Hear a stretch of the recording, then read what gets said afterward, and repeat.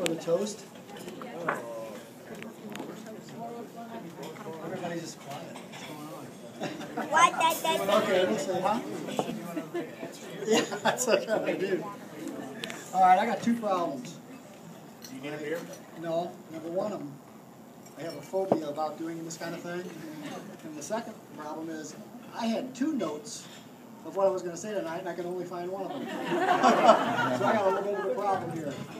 Anyway, Yeah, he's going to cry. what I wanted to bring up first was when Joe, my son, called me to meet me for lunch over here at Chesterfield Valley. Can everybody hear me okay?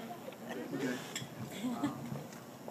Which is unusual. He never calls me for lunch, but I knew there was something up, and he said, when we sat down with our food, he said, Dad, I made a decision that I want to move forward with my life, and I want to get married and start a family. So my first impression was awesome. I was so proud, because I love Amber to death, and I figured it was Amber. I wasn't sure.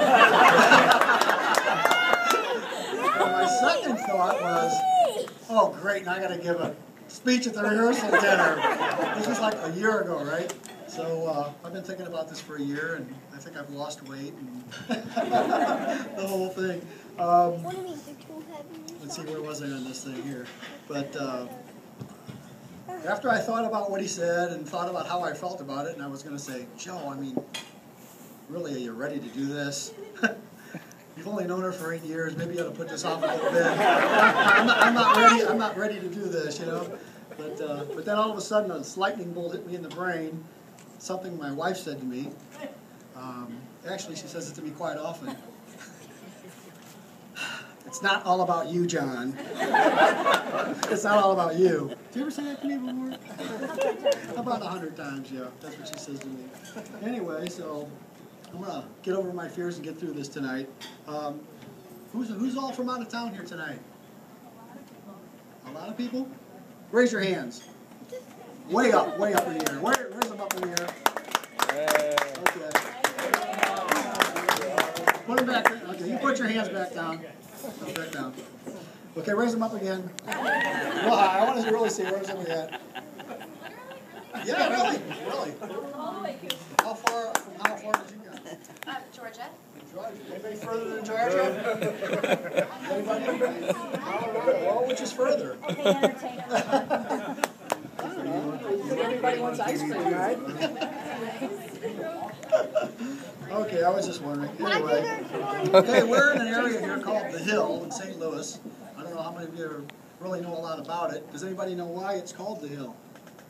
Because? I don't Because? know. Because you don't know? I didn't know either until I got on the internet. Actually, 2 blocks behind us, to the south, is the highest point in St. Louis. In the city of St. Louis proper. I don't know if anybody knew that or not. Did you know that? I didn't either. No. And it doesn't really matter. But I have a special feeling for this area because my grandparents came here from Italy back in the late 1800s and lived right down the street. Actually, wasn't it? Lisa, you were there, weren't you? How far away was it? Isn't it close to the church? Yes. Yes. In the late 1800s. In fact, that's when most of the Italians came here. They started in the mid-1800s, but the big influx was in the late 1800s. And what they came here for was there was a lot of clay mines around, and that's what they worked in. I read all this on the internet anyway. No big deal.